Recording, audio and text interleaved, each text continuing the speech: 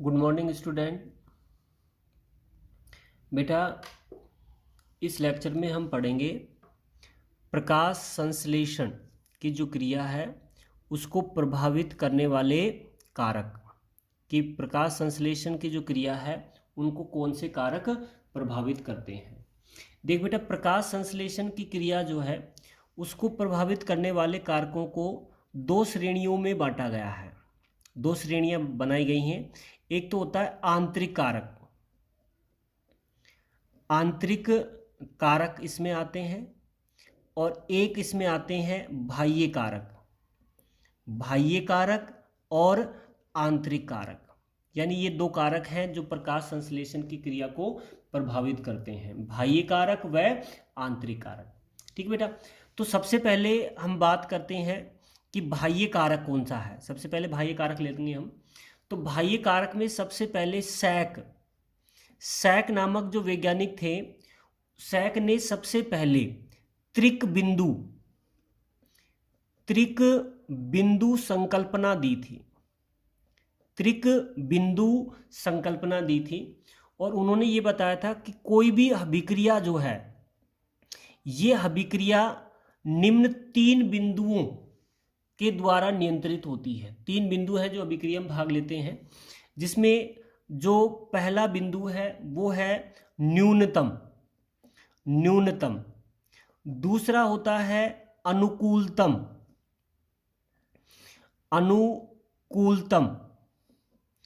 तीसरा जो इसका है वो है अधिकतम।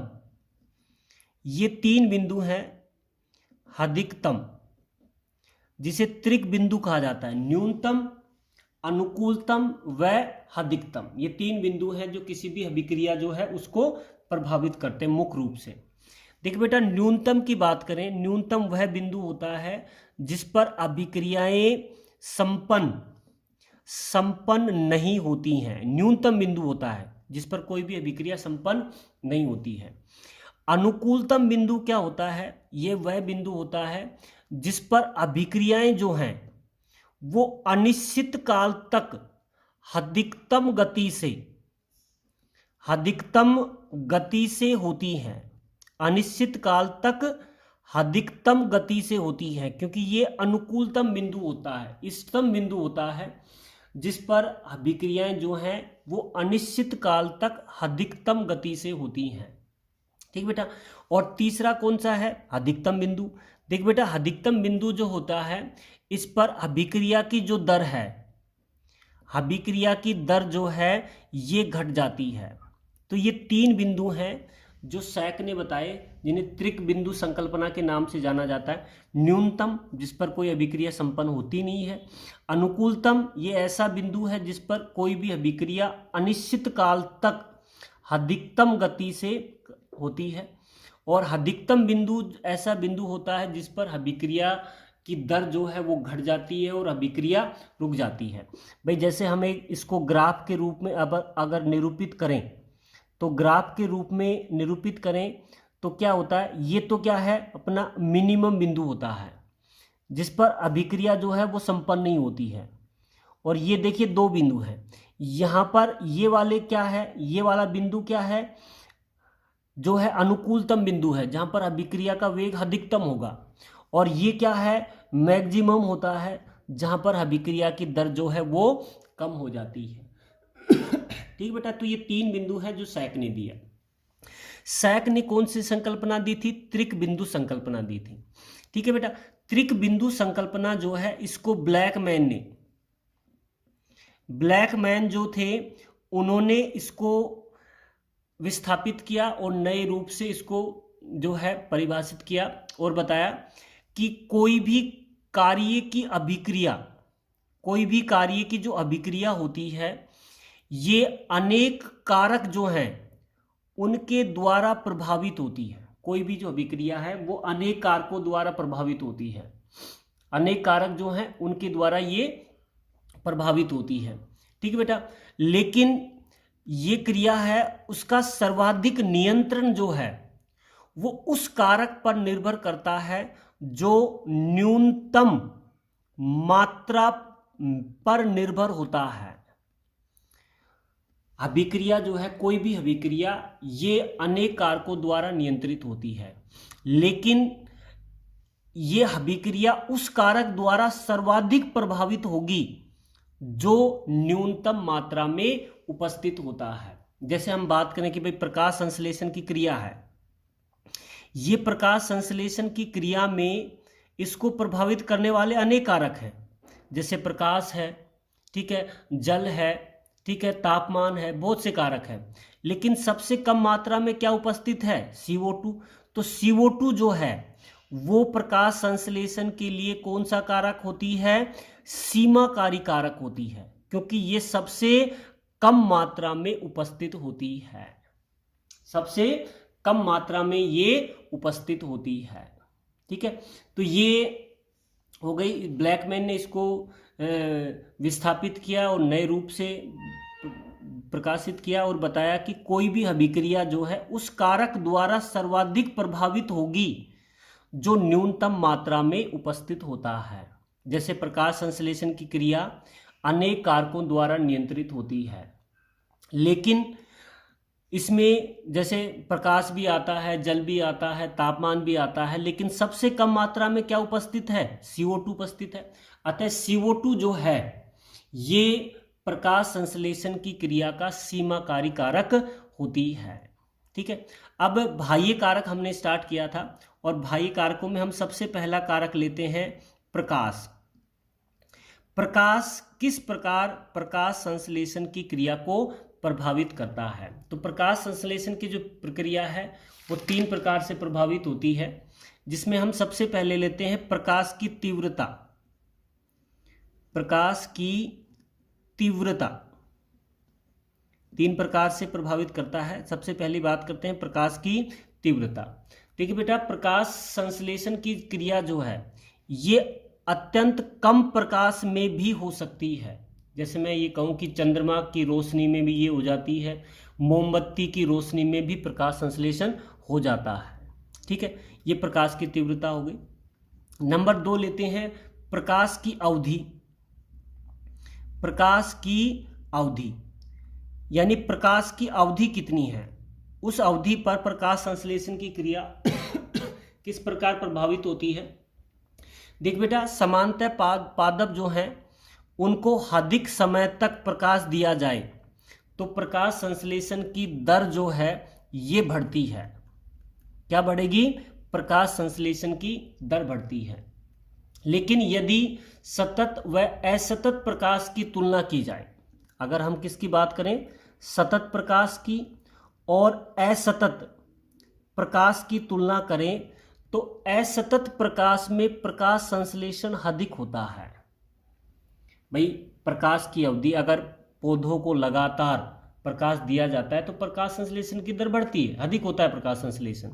लेकिन अगर प्रकाश में हम सतत और असतत प्रकाश की बात करें तो असतत प्रकाश में प्रकाश संश्लेषण की दर अधिक होती है, ठीक बेटा। तीसरा है इसमें प्रकाश की गुणवत्ता। प्रकाश की गुणवत्ता, प्रकाश की गुणवत्ता। देख बेटा, प्रकाश की जो गुणवत्ता होती है, जैसे मैं बात करूं कि लाल रंग, लाल रंग जो है उसमें प्रकाश संश्लेषण जो है ये अधिक होता है। लाल रंग के प्रकाश में प्रकाश संश्लेषण क्या होता है? अधिक होता है। और हरे प्रकाश की बात करें तो हरे प्रकाश जो होता है उसमें प्रकाश संश्लेषण नहीं होता है। तो ये प्रकाश की जो गुणवत्ता है उस पर भी ये निर्भर करता है। तो पहला हमने लिया था प्रकाश, जो प्रकाश की तीव्रता। भाई, कम प्रकाश जो होता है उसमें भी प्रकाश संश्लेषण हो जाता है। यहाँ की चंद्रमा की रोशनी है उसमें भी, मोमबत्ती के प्रकाश में भी प्रकाश संश्लेषण हो जाता है। प्रकाश की अवधि, लंबे समय तक प्रकाश दे रहे हैं तो प्रकाश संश्लेषण की दर बढ़ती है। अगर सतत और असतत प्रकाश की बात करें तो असतत प्रकाश में प्रकाश संश्लेषण जो है ये अधिक होता है। किसमें? असतत प्रकाश में प्रकाश संश्लेषण अधिक मिलेगा सतत की तुलना में। तीसरा हमने ली थी प्रकाश की गुणवत्ता। लाल प्रकाश जो होता है उसमें प्रकाश संश्लेषण अधिक होता है और हरे प्रकाश में प्रकाश संश्लेषण कम होता है। तो ये पहला बाह्य कारक था अपना प्रकाश। प्रकाश के बाद दूसरा बाह्य कारक हम लेते हैं वो है तापमान। नंबर 2 पर बाह्य कारक जो है उसमें आता है तापमान। देखिए तापमान जो है ये प्रकाश संश्लेषण को कैसे प्रभावित करता है। देखिए बेटा, प्रकाश संश्लेषण 0 डिग्री सेंटीग्रेड ताप पर प्रकाश संश्लेषण नहीं होता है। क्यों? क्योंकि 0 डिग्री सेंटीग्रेड ताप पर जो है एंजाइम जो है ये निष्क्रिय होते हैं। एंजाइम कैसे होते हैं? निष्क्रिय हो जाते हैं, जिसके कारण प्रकाश संश्लेषण की क्रिया नहीं होती है। ठीक है।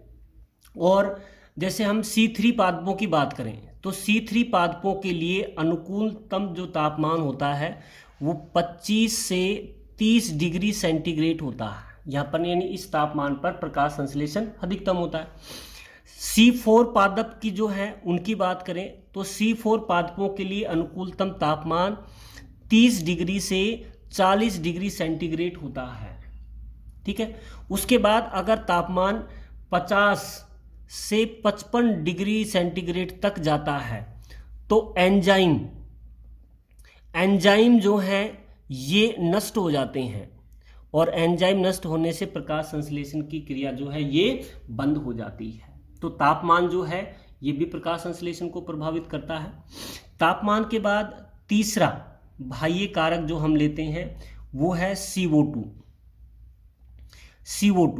कार्बन डाइऑक्साइड जो है ये प्रकाश संश्लेषण को कैसे प्रभावित करती है। देख बेटा, वातावरण में जो CO2 होती है वो होती है 0.03% CO2 वातावरण में पाई जाती है। अधिकतर जो पौधे होते हैं इनमें 0.1% तक अगर CO2 बढ़ाई जाती है तो प्रकाश संश्लेषण की दर बढ़ती है। भाई वायुमंडल में कितनी है CO2? 0.03% है। अगर इस 0.03% से CO2 को हम कितने तक बढ़ाते हैं? 0.1% तक बढ़ाते हैं तो प्रकाश संश्लेषण की दर बढ़ जाती है। ठीक बेटा। कुछ जलीय पादप जो होते हैं ये अधिक CO2 का प्रयोग करते हैं। कुछ जलीय पादप अधिक CO2 जो है उसका भी प्रयोग करते हैं। और कुछ शैवाल जो होते हैं ये 1% CO2 की सांद्रता में भी प्रकाश संश्लेषण कर सकते हैं। ठीक है। CO2 की कमी जो है, CO2 की कमी ये एक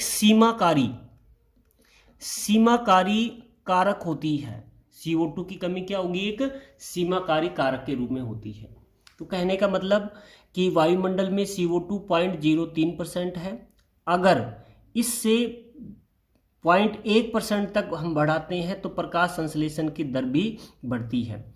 कुछ जलीय पादप अधिक मात्रा में CO2 का उपयोग करते हैं।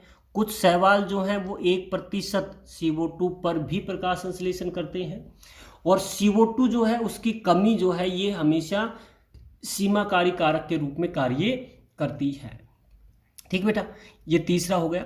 चौथा लेते हैं इसमें ऑक्सीजन, O2।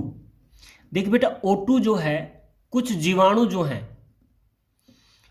जीवाणु ऐसे हैं जो प्रकाश संश्लेषण की जो क्रिया है वो समान रूप से O2 की उपस्थिति में करते हैं। प्रकाश संश्लेषण की क्रिया इनमें किस में पाई जाती है? O2 की उपस्थिति में करते हैं। लेकिन कुछ अवायवीय जीवाणु जो होते हैं इनमें O2 की जो उपस्थिति है वो प्रकाश संश्लेषण की दर को कम कर देती है। भाई कुछ जीवाणु में तो O2 की उपस्थिति में प्रकाश संश्लेषण होता है, और कुछ अवायवीय जीवाणु जो हैं उनमें O2 की उपस्थिति प्रकाश संश्लेषण की दर जो है उसको कम कर देती है। ठीक है। समानतः हम अगर पादपों की बात करें तो पादपों में O2 की सांद्रता जब बढ़ जाती है तो प्रकाश श्वसन होने के कारण प्रकाश श्वसन की जो क्रिया होती है उसके कारण प्रकाश संश्लेषण की दर जो है ये कम हो जाती है। समानतः जो पादप हैं उनमें अगर O2 की सांद्रता बढ़ाई जाती है तो प्रकाश संश्लेषण की दर जो है वो घट जाती है। ठीक है बेटा, ये हो गया O2। O2 के बाद नंबर 5 पर हम लेते हैं बाह्य कारक, वो है जल। जल जो है वो किस प्रकार प्रकाश संश्लेषण को प्रभावित करता है? तो बेटा जल की जो कमी है उस कमी के कारण प्रकाश संश्लेषण की दर जो है ये भी क्या हो जाती है? कम हो जाती है। भाई प्रकाश संश्लेषण में जल की आवश्यकता होती है और जल की अगर कमी होती है तो प्रकाश संश्लेषण की दर जो है वो भी कम हो जाती है। ठीक है बेटा। नंबर 6 जो है इसमें आता है खनिज।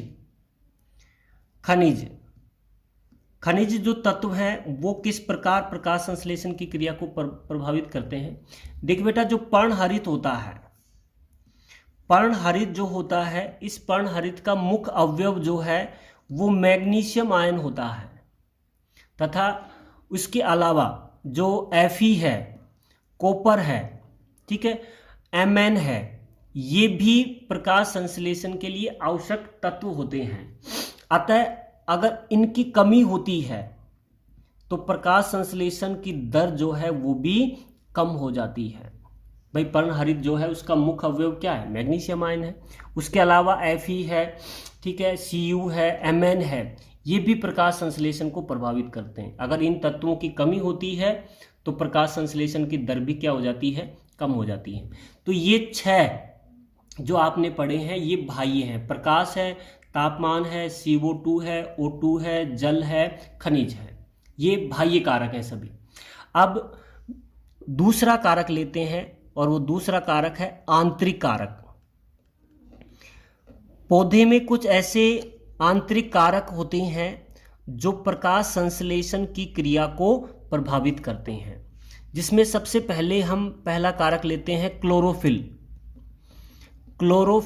पर्णहरित की बात करें तो देखिए बेटा, क्लोरोफिल जो है उसकी मात्रा, क्लोरोफिल की मात्रा जो है ये प्रकाश संश्लेषण को प्रभावित करती है। ये कहने का मतलब क्लोरोफिल जितनी अधिक मात्रा में उपस्थित होगा प्रकाश संश्लेषण उतना ही अधिक होगा। अगर क्लोरोफिल कम है तो प्रकाश संश्लेषण भी क्या होगा? कम होगा। ठीक है बेटा। दूसरा है आयु। पादप जो है उसकी आयु जो है ये भी प्रकाश संश्लेषण को प्रभावित करती है। जैसे हम बात करें कि जो युवा पादप होते हैं, युवा या तरुण जो पादप होते हैं, उनमें प्रकाश संश्लेषण की क्रिया अधिक होती है क्योंकि प्रकाश संश्लेषण अधिक होता है। और जैसे जैसे आयु बढ़ती है पत्तियां अपरिपक्व होती हैं, और अपरिपक्व होती हैं तो उनमें क्लोरोफिल कम होता जाता है, पीली हो जाती हैं, जिससे प्रकाश संश्लेषण की दर घट जाती है। कहने का मतलब परिपक्व जो होता है उनमें प्रकाश संश्लेषण अधिक होता है, अपरिपक्व जो होता है उनमें प्रकाश संश्लेषण कम होता है। ठीक बेटा। तीसरा आंतरिक कारक है पर्ण की आंतरिक संरचना। पर्ण की आंतरिक संरचना कि पर्ण जो है उसकी आंतरिक संरचना कैसी है, ये भी प्रकाश संश्लेषण की दर जो है उस पर निर्भर करती है। जैसे हम बात करें पर्ण की आंतरिक संरचना उत्तक जो है वो उस पर निर्भर करती है कि पर्ण कितनी मात्रा में CO2 का संग्रह करती है, कितनी मात्रा में CO2 का संग्रह करती है। ठीक है। प्रकाश की उपलब्धता जो है वो भी इस पर निर्भर करती है। प्रकाश संश्लेषी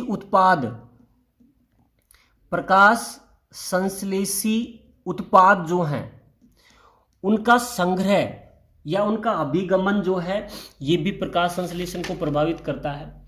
जैसे मैं बात करूं कि अगर प्रकाश संश्लेषण के दौरान जो उत्पाद बनता है, अगर वो उत्पाद उसी कोशिका में या उसी स्थल पर जमा होता है तो प्रकाश संश्लेषण की दर जो है ये कम हो जाती है।